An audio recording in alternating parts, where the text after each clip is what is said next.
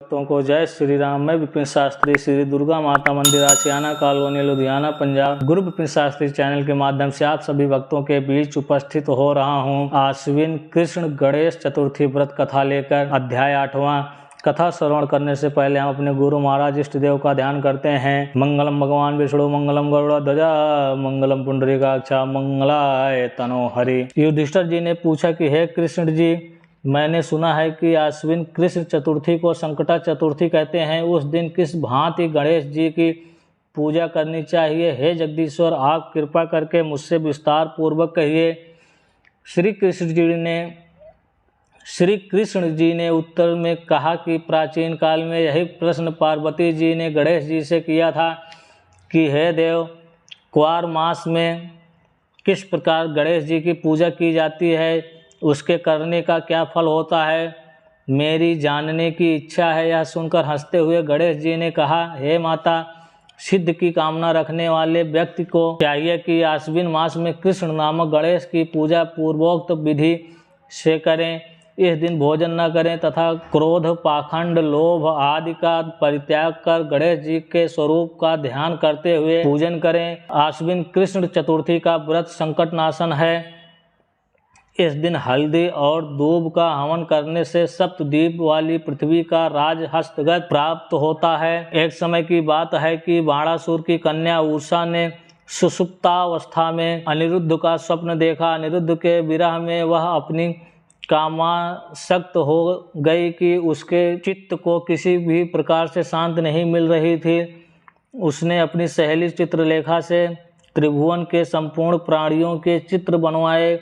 जब चित्र में अनिरुद्ध को देखा तो कहा, मैंने इसी व्यक्ति को स्वप्न में देखा था, इसी के साथ मेरा पाणी ग्रहण भी हुआ था। हे सुजघने, यह व्यक्ति तो जहाँ कहीं भी मिल सके ढूंढ लाओ, अन्यथा उसके वियोग में मैं अपने प्राण छोड़ दूंगी। अपनी सखी की बात सुनकर चित्रलेखा अनेक स्थानों में खोज करती हुई द्वारकापुरी में आ पहुंची। वहां अनिरुद्ध को पहचान कर उसने उसका अपहरण कर लिया, क्योंकि वह राक्षसी माया जानने वाली थी। रात्रि में पलंग सहित अनिरुद्ध को उठाकर वह गोधूल बेला में बाणासुर की नगरी में प्रविष्ट हुई।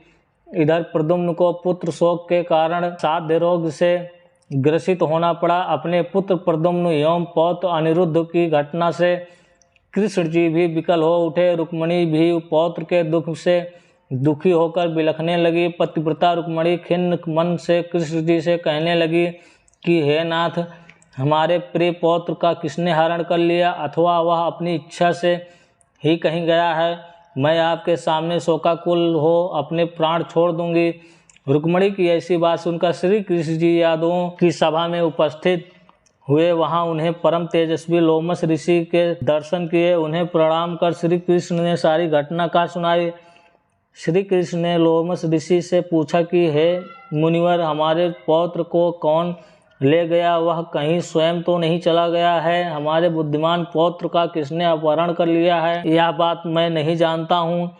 उसकी माता पुत्र वियोग के कारण बहुत दुखी है। श्री कृष्ण जी की बात सुनकर लोमस मुनि ने कहा, महर्षि लोमस जी ने कहा कि हे श्री कृष्ण, बाणासुर की कन्या उषा की सहेली चित्रलेखा ने आपके पौत्र का अपहरण किया है और उसे बाणासुर के महल में छिपा कर रखा है। यह बात नारद जी ने बताई है। आप आश्विन मास की कृष्ण चतुर्थी संकटा का अनुष्ठान कीजिए। इस व्रत के करने से आपका पौत्र अवश्य ही आ जाएगा।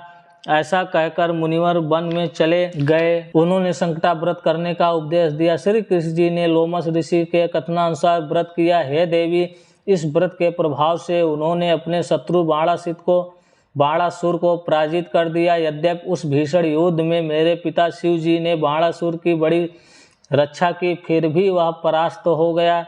भगवान श्री कृष्ण ने कुपित होकर बाणासुर को सहस्त्र भुजाओं को काट डाला। ऐसी सफलता मिलने का कारण व्रत का प्रभाव ही था। श्री गणेश जी को प्रसन्न करने तथा संपूर्ण विघ्न को शमन करने के लिए इस व्रत के समान दूसरा कोई व्रत नहीं है। विश्व भ्रमण तथा तीर्थ भ्रमण के निमित्त इससे बढ़कर शुभदायक व्रत दूसरा नहीं है। श्री कृष्ण जी कहते हैं कि हे राजन, संपूर्ण विपत्तियों के विनाशार्थ इस व्रत को अवश्य ही करना चाहिए। इसके प्रभाव से शत्रुओं पर आप विजय लाभ करेंगे एवं राज्याधिकारी होंगे। इस व्रत के महात्म्य का वर्णन बड़े बड़े विद्वान भी न कर सके। कुंती तनय मैंने इसका स्वयं अनुभव किया है, यह मैं आपसे सत्य कह रहा हूँ। गणेश भगवान की जय।